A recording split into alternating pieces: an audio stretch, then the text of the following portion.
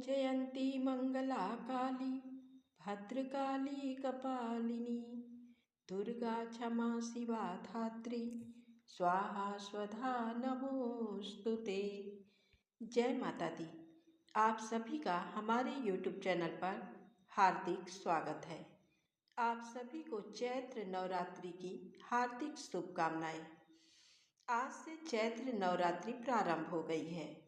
बसंत ऋतु में इस नवरात्र के आने से इसे बासंतिक या बासंती नवरात्र भी कहते हैं। इसके अलावा इन 9 दिन के अनुष्ठान का समापन श्री राम नवमी से होता है, जो भगवान राम के जन्म की तिथि भी है। नवरात्र में देवी दुर्गा के 9 दिव्य स्वरूपों की पूजा की जाती है और इन्हें सामूहिक रूप से नौ दुर्गा कहते हैं। देवी दुर्गा का आगमन हर श्रद्धालु के घर होता है और लोग घट स्थापना के साथ देवी स्थापना कर उनकी पूजा करते हैं।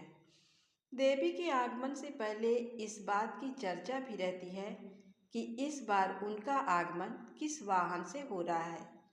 ये सवाल बेतुका नहीं है, क्योंकि वैसे तो देवी का वाहन सिंह है, लेकिन ये तभी उनका वाहन है जब वे युद्ध कर रही होती हैं।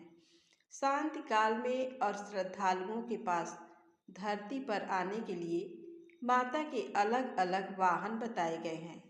इसका जिक्र देवी भागवत पुराण में मिलता है। इसमें बताया गया है कि हर साल नवरात्र पर देवी अलग अलग वाहनों पर सवार होकर धरती पर आती हैं। देवी के अलग अलग वाहनों पर सवार होकर आने से देश और जनता पर इसका असर भी अलग अलग होता है। देवी का आगमन किस वाहन पर हो रहा है, ये दिनों के आधार पर तय होता है। सोमवार या रविवार को घट स्थापना होने पर माँ दुर्गा हाथी पर सवार होकर आती हैं। शनिवार या मंगलवार को नवरात्र की शुरुआत होने पर देवी का वाहन घोड़ा माना जाता है।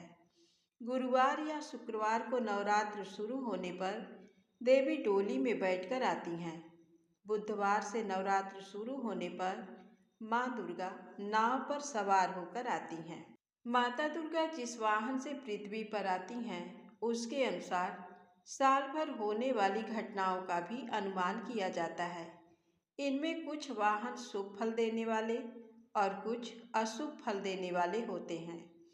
देवी जब हाथी पर सवार होकर आती हैं तो पानी ज़्यादा बरसता है। घोड़े पर आती हैं तो युद्ध की आशंका बढ़ जाती है। देवी नौका पर आती हैं तो सभी की मनोकामनाएं पूरी होती हैं और डोली पर आती हैं तो महामारी का भय बना रहता है। इसका भी वर्णन देवी भागवत में किया गया है। देवी भगवती का आगमन भी वाहन से होता है और वह वापसी भी निश्चित वाहन से ही करती हैं। यानी जिस दिन नवरात्रि का अंतिम दिन होता है, उसी के अनुसार देवी का वाहन भी तय होता है। रविवार या सोमवार को देवी भैंसे की सवारी से जाती हैं तो देश में रोग और शोक बढ़ता है। शनिवार या मंगलवार को देवी मुर्गे पर सवार होकर जाती हैं, जिससे दुख और कष्ट की वृद्धि होती है।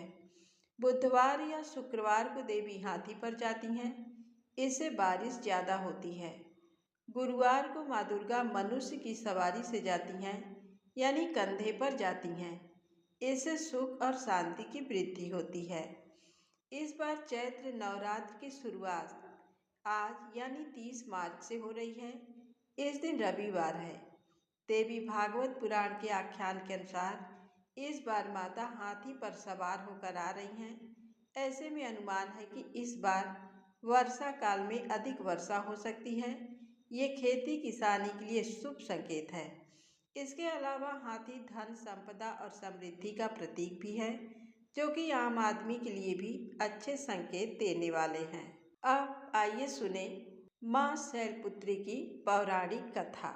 माँ दुर्गा को लाल रंग अत्यंत प्रिय है, इसीलिए नवरात्र के अवसर पर माता रानी को लाल रंग के वस्त्र, फूल और श्रृंगार की सभी वस्तुएं चढ़ाई जाती हैं। कलश की स्थापना के समय इस पर भी लाल कपड़े में लिपटा हुआ नारियल रखा जाता है। लाल मौली से ही रक्षा सूत्र बांधा जाता है।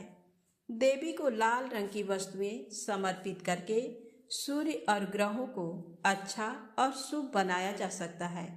माँ दुर्गा में 9 ग्रहों का वास माना गया है। आदिशक्ति के 9 स्वरूप इन ग्रहों के प्रभावों को नियंत्रित करते हैं। देवी का हर एक स्वरूप एक ग्रह का प्रतिनिधि है। पुराणों के अनुसार हर ग्रह के प्रभाव को शांत करने के लिए उस दिन की देवी के स्वरूप की आराधना का बहुत महत्व है।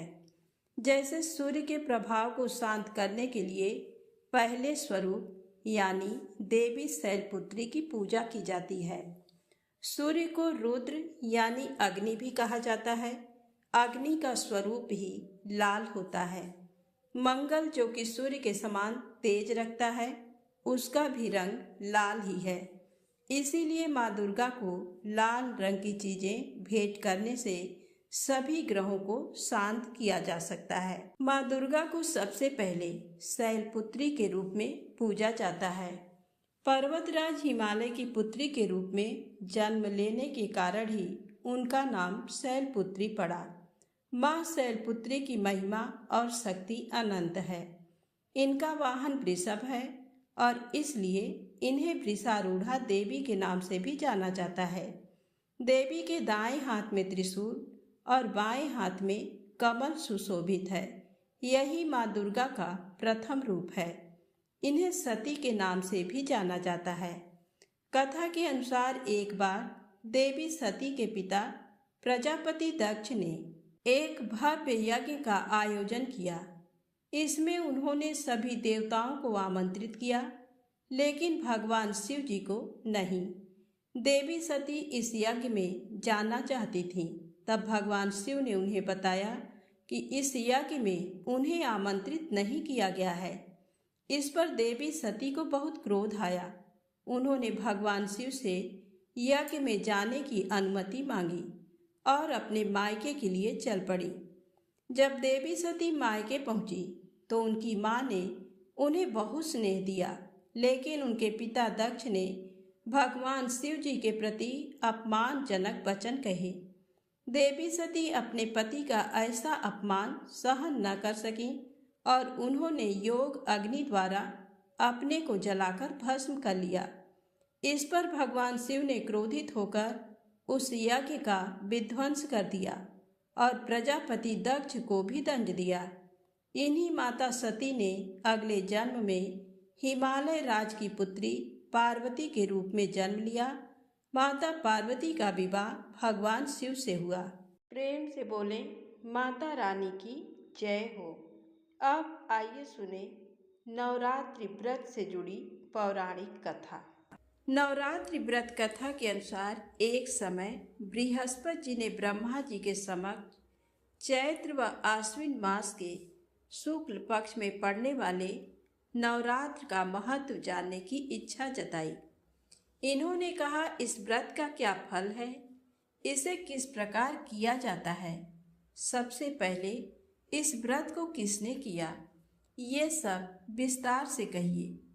बृहस्पति जी के प्रश्नों का जवाब देते हुए ब्रह्मा जी ने कहा, हे बृहस्पति, प्राणियों के हित की इच्छा से तुमने बहुत अच्छा प्रश्न किया है। जो इंसान मनोरथ पूर्ण करने वाली माँ दुर्गा, महादेव, सूर्य और नारायण का ध्यान करता है, वे धन्य हैं।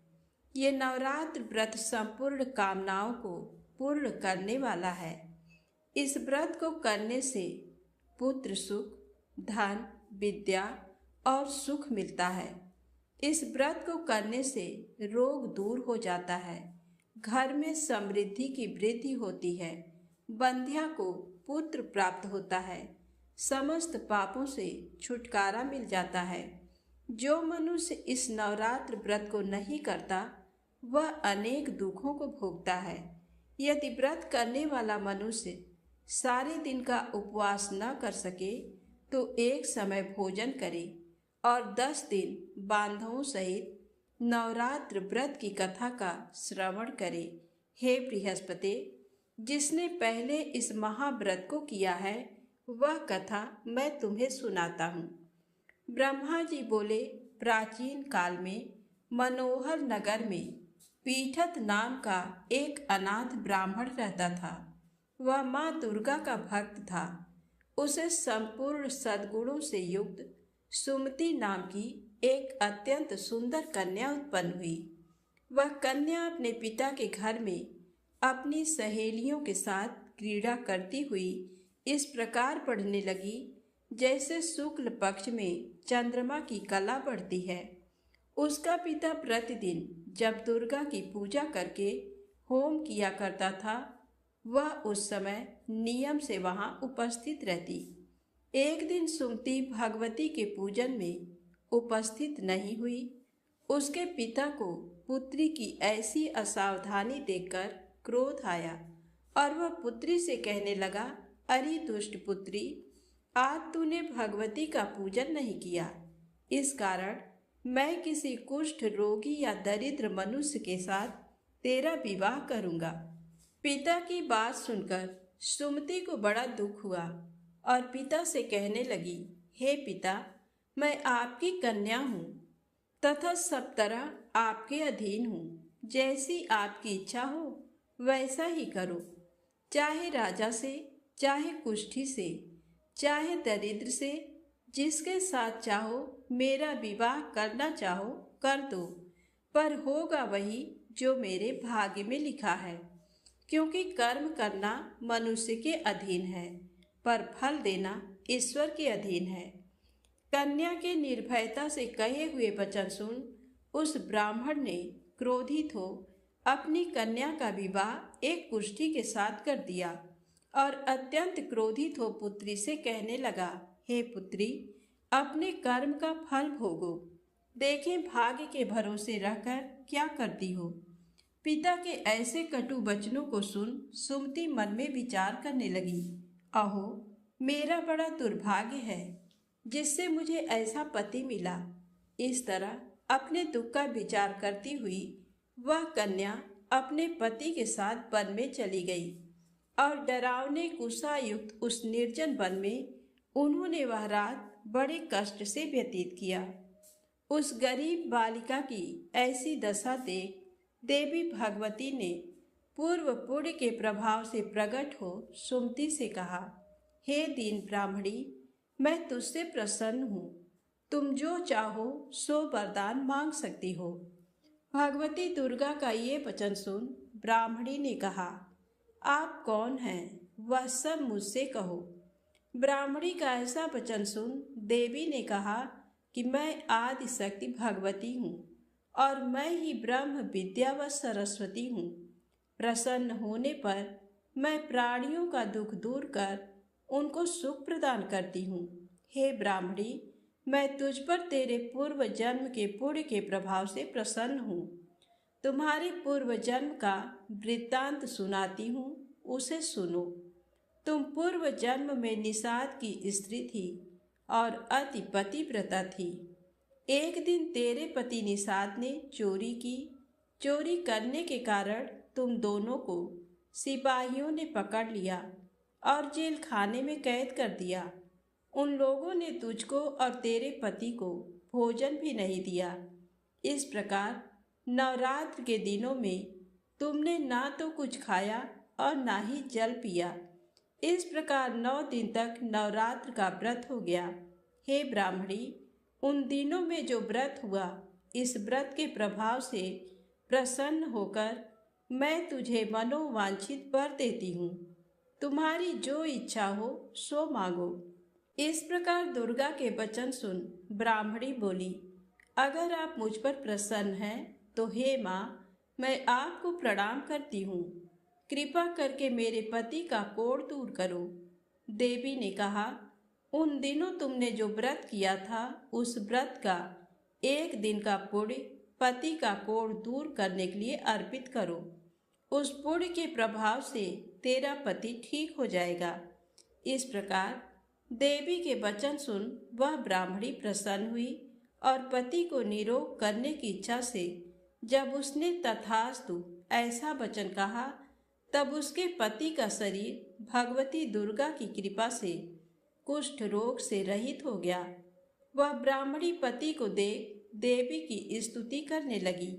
हे दुर्गे, आप दुर्गत को दूर करने वाली, तीनों लोकों का संताप हरने वाली, समस्त दुखों को दूर करने वाली, रोगी मनुष्य को निरोग करने वाली, प्रसन्न हो मनोवांछित वर देने वाली और दुष्टों का नाश करने वाली जगत की माता हो। हे अम्बे, मुझ निरपराध अबला को मेरे पिता ने कुष्ठी मनुष्य के साथ विवाह कर घर से निकाल दिया। पिता से तिरस्कृत निर्जन वन में विचर रही हूँ। आपने मेरा इस विपदा से उद्धार किया है। हे देवी, आपको प्रणाम करती हूँ, मेरी रक्षा करो। उस ब्राह्मणी की ऐसी स्तुति सुन देवी बहुत प्रसन्न हुई और ब्राह्मणी से कहा, हे ब्राह्मणी, तेरे उदालय नामक अति बुद्धिमान, धनवान, कीर्तिवान पुत्र शीघ्र उत्पन्न होगा। ऐसा वर देकर देवी ने ब्राह्मणी से फिर कहा कि और जो कुछ तेरी इच्छा है वह मांग ले। सुमति ने कहा कि हे भगवती दुर्गे, अगर आप मुझ पर प्रसन्न हैं तो कृपा कर मुझे नवरात्र व्रत की विधि का विस्तार से वर्णन करें। ब्राह्मणी के वचन सुन माँ दुर्गा ने कहा, हे ब्राह्मणी, मैं तुम्हें संपूर्ण पापों को दूर करने वाले नवरात्र व्रत की विधि बतलाती हूँ। आश्विन मास के शुक्ल पक्ष की प्रतिपदा से लेकर 9 दिन तक व्रत करें। यदि दिन भर का व्रत न कर सकें तो एक समय भोजन करें। शुभ मुहूर्त में घट स्थापन करें और वाटिका बनाकर उसको प्रतिदिन जल से सींचें। महाकाली, महालक्ष्मी और महासरस्वती की मूर्तियां स्थापित कर उनकी विधि सहित पूजा करें। बिजौरा के फल से अर्घ्य देने से रूप की प्राप्ति होती है। जायफल से अर्घ्य देने पर कीर्ति, दाख से कार्य की सिद्धि होती है, आंवले से सुख की प्राप्ति और केले से अर्घ्य देने से आभूषणों की प्राप्ति होती है। इस प्रकार पुष्पों व फलों से अर्घ्य देकर व्रत समाप्त होने पर 9वें दिन विधि विधान से हवन करें। खांड, घी, गेहूँ, शहद, जौ, तिल, बिल्व, नारियल, दाख और कदम्ब जैसी विभिन्न सामग्रियों से हवन करें। आंवले से कीर्ति की और केले से पुत्र की, कमल से राज सम्मान की और दाखों से संपदा की प्राप्ति होती है। खांड, घी, नारियल, शहद, जौ और तिल तथा फलों से होम करने से मनोवांछित वस्तु की प्राप्ति होती है। व्रत करने वाला मनुष्य इस विधि विधान से होम कर आचार्य को अत्यंत नम्रता के साथ प्रणाम करे और यज्ञ की सिद्धि के लिए उसे दक्षिणा दे। इस प्रकार बताई हुई विधि के अनुसार जो व्यक्ति व्रत करता है उसके सब मनोरथ सिद्ध होते हैं। इसमें तनिक भी संदेह नहीं है। इन 9 दिनों में जो कुछ दान आदि दिया जाता है उसका करोड़ों गुना फल मिलता है। इस नवरात्र व्रत करने से अश्वमेध यज्ञ का फल मिलता है। हे ब्राह्मणी, इस संपूर्ण कामनाओं को पूर्ण करने वाले उत्तम व्रत को तीर्थ, मंदिर अथवा घर में विधि के अनुसार करें। ब्रह्मा जी बृहस्पति जी से बोले, इस प्रकार ब्राह्मणी को नवरात्रि व्रत विधि बताकर देवी अंतर ध्यान हो गई। अतः जो मनुष्य या स्त्री इस व्रत को भक्ति पूर्वक करता है वह इस लोक में सुख प्राप्त कर अंत में मोक्ष की प्राप्ति करता है। ब्रह्मा जी बृहस्पति जी से कहते हैं कि ये इस दुर्लभ व्रत का महात्म है जो मैंने तुम्हें बताया। ऐसा सुन बृहस्पति जी आनंद से प्रफुल्लित हो गए और कहने लगे कि हे ब्राह्मण, आपने मुझ पर अति कृपा की जो मुझे इस व्रत का महत्व सुनाया। ब्रह्मा जी बोले कि हे बृहस्पति, ये देवी भगवती संपूर्ण लोकों का पालन करने वाली हैं।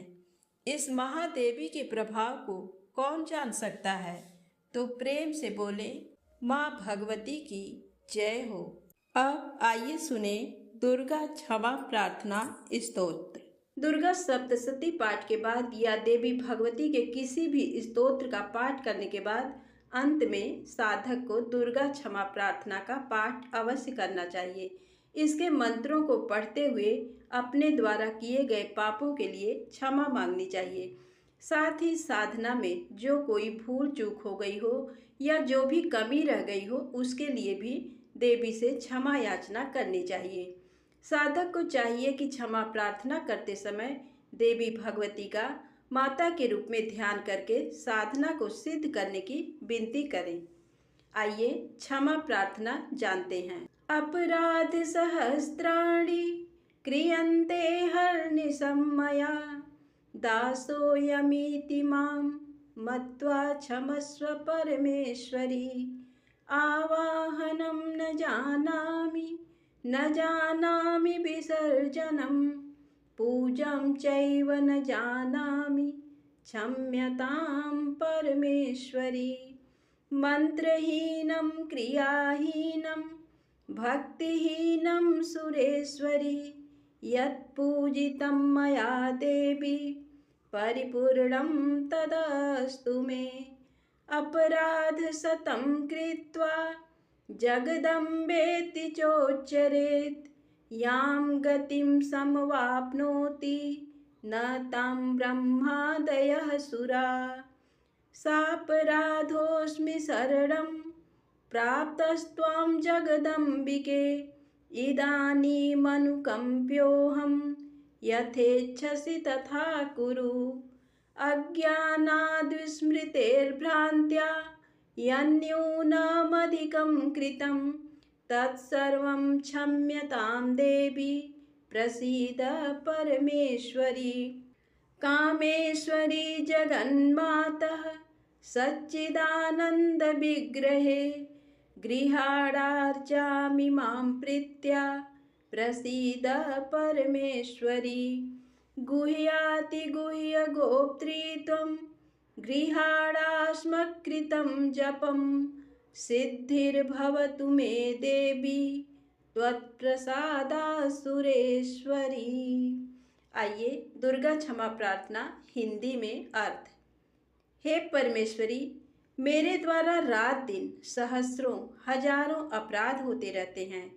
ये मेरा दास है, यूँ समझकर मेरे उन अपराधों को तुम कृपा पूर्वक क्षमा करो। परमेश्वरी, मैं आवाहन नहीं जानता, विसर्जन नहीं जानता तथा पूजा करने का ढंग भी नहीं जानता, क्षमा करो। देवी सुरेश्वरी, मैंने जो मंत्रहीन, क्रियाहीन और भक्तिहीन पूजन किया है वह सब आपकी कृपा से पूर्ण हो। सैकड़ों अपराध करके भी जो तुम्हारी शरण में जाकर जगदम्ब पुकारता है उसे वह गति प्राप्त होती है जो ब्रह्मा आदि देवताओं के लिए भी सुलभ नहीं है। जगदम्बिके, मैं अपराधी हूँ किंतु तुम्हारी शरण में आया हूँ। इस समय दया का पात्र हूँ, तुम जैसा चाहो वैसा करो। देवी परमेश्वरी, अज्ञान से, भूल से अथवा बुद्धि भ्रांत होने के कारण मैंने जो न्यूनता या अधिकता कर दी हो वह सब क्षमा करो और प्रसन्न हो। सच्चिदानंद रूपा परमेश्वरी, जगन माता कामेश्वरी, तुम प्रेम पूर्वक मेरी ये पूजा स्वीकार करो और मुझ पर प्रसन्न रहो। देवी सुरेश्वरी, तुम गोपनीय से भी गोपनीय वस्तु की रक्षा करने वाली हो। मेरे निवेदन किए हुए इस जप को ग्रहण करो। तुम्हारी कृपा से मुझे सिद्धि प्राप्त हो। इस तरह पूजा करने के बाद क्षमा प्रार्थना स्तोत्र को आप अपने सुविधा अनुसार हिंदी में या संस्कृत में अवश्य करना चाहिए। प्रेम से बोलें, माता रानी की जय हो।